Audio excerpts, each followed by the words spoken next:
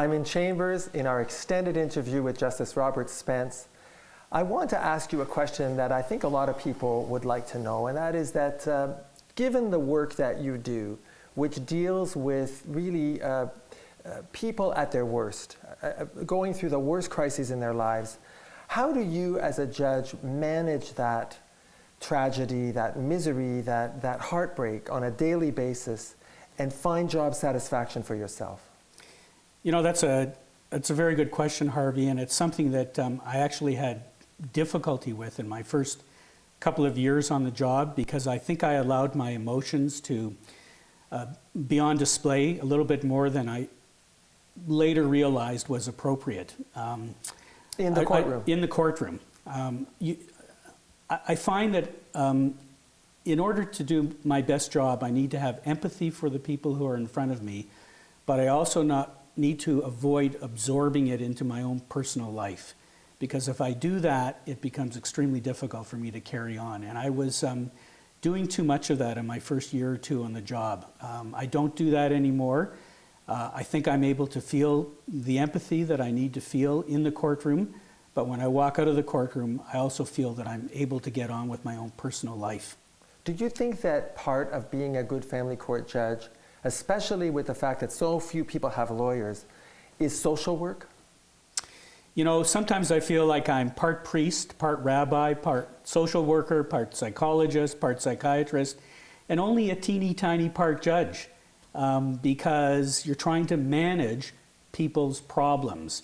And often the solution isn't a strictly legal solution. It's trying to resolve a problem that people have brought into the courtroom, and however you can do it. If you can do it by being a social worker or by being a mediator, by being a psychologist, that's what I'll use. Whatever tool is in my toolkit. You know, I think most family court judges that you and I know would say that they wanted to be family court judges to help people, to help them resolve their conflicts in a way that met their children's best interests. And yet, I think many of us see on a daily basis such dissatisfaction with the justice system. We hear about it in the media, we hear about it from our litigants, even though we are trying so hard to help these people. Why do you think there is such dissatisfaction from the stakeholders, the client base of the family court? I think there's a number of reasons why people are dissatisfied. It starts with the fact that people are feeling challenged right at the outset. So they're afraid, they're angry, they're upset, they've been victimized in their relationship. So that's the point that they're coming from. Then they go to a lawyer, if they go to a lawyer, and the lawyer says, I want a $10,000 retainer. That's the next shock to their system. Or they don't go to a lawyer, they come into court, and they find all of a sudden they have to wade through these complex family law rules, they have to wade through rules of evidence, they have to wade through jurisprudence, they have to prepare documents. The challenge becomes insurmountable. And how can you walk out at the end of the day feeling that this was a pleasant experience? I completely understand why people would feel dissatisfied with their experience in family court. And yet, we have one of the best justice systems in the world. The North American family justice system is probably one of the best in the world, and yet there's so much disappointment. I think it's because people's expectations are not realistic. Well, I think they thought they would be identified by the judge as the victim that they've self-identified to be, and that they seem shocked when the judge says, this isn't about you and your needs. We're not here to dissect why your relationship didn't work. It's about what's right for your children.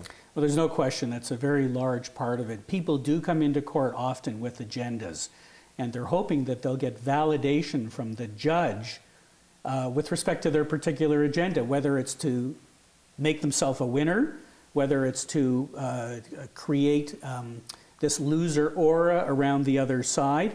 And that's not what the court is about. The court isn't about validating the victory of one person, because there are very few victors in any event. It's only a matter of how much are you losing or how little are you losing.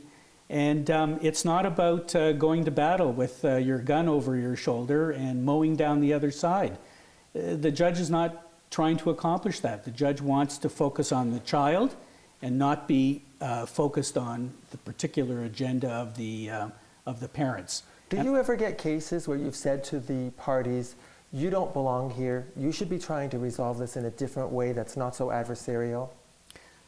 I get those cases every single day. People come into my court, we have a discussion, I'll say, these are my thoughts. I think the two of you have the ability to communicate with each other.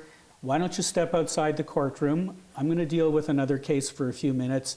This is some guidance that I can give you about how to help you with your communication, and I think that you'll be able to work something out that's satisfactory to both of you.